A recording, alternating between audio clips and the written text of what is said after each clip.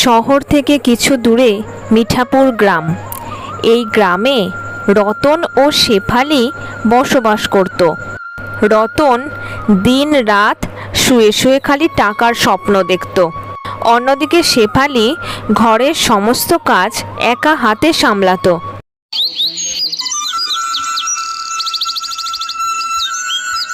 বলি, সারাদিন কি সংসারে আমি একা খেটে মরবো, নাকি তুমিও কিছু কাজ টাজ করবে?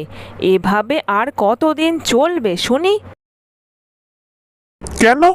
যতদিন চলে বেশ তো চলছে, অত চিন্তা কিসের? যতদিন তুমি খাটতে পারছো খাটো, না হলে আর কি এর ওর কাছ থেকে টাকা ধার করে ঠিক চলে যাবে। এতটুকু যদি মান সম্মান বোধ থাকতো তাহলে এই কথাগুলো আর বলতে না। টাকা ধার করতে লজ্জা লাগে না তোমার?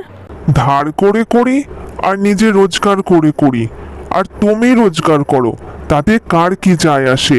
লোকে ফুটানিটাই দেখে। থাক, তোমার এই সব ফুটানির জন্য আমার আর দুর্গতির শেষ নেই। ছেঁড়া কাতায় শুয়ে লাখ টাকার স্বপ্ন দেখো না তো।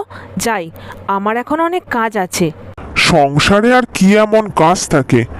যা করো সব তো ঘরের কাজ করো, ওগুলো আবার কাজ হলো নাকি? ভাবছি আজ শেখরের কাছ থেকে 500 টাকা ধার নেব, একটু খাসির মাংস খেতে ইচ্ছে করছে, একটু রান্না করে দিও তো। বলি, তোমার কি মাথা টাথা একেবারেই খারাপ হয়ে গেছে? এই গরমে মানুষ পেরে উঠছে না, আর তুমি বলছো খাসির মাংস খাবে? ওসব হবে না। ঘরে পান্তা ভাত করব, ওই দিয়েই খাবে। খেতে হয় খাবে, না খেতে হয় জানি না। আমি এখন চললাম, অনেক কাজ আছে। শেষে কিনা পান্তা ভাত খেতে হবে? দূর দূর, ভালো লাগে না। ভাবলাম একটু খাসির মাংস খাবো।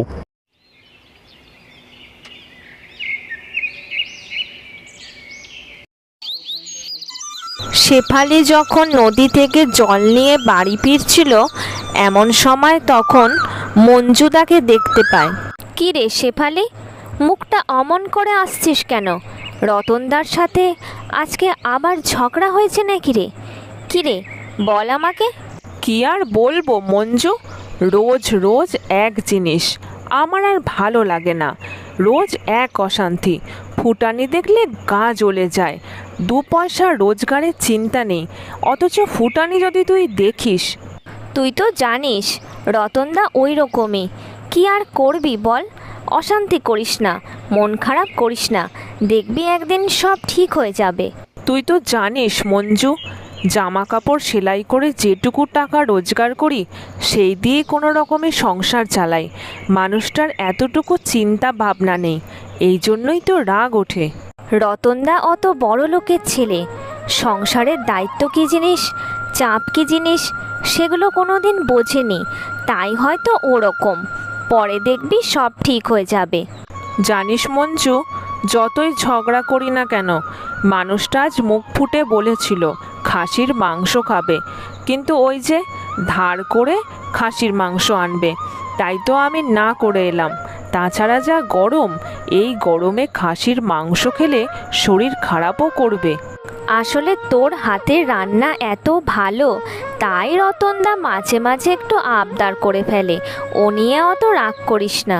শুধু ভালো খেলেও হবে না রে, এই গরমে সুস্থ থাকাটাও জরুরি। চল, এবার আমরা বাড়ি যাই। এই গরমে শুধু পান্তা ভাত খেতেই ভালো লাগে।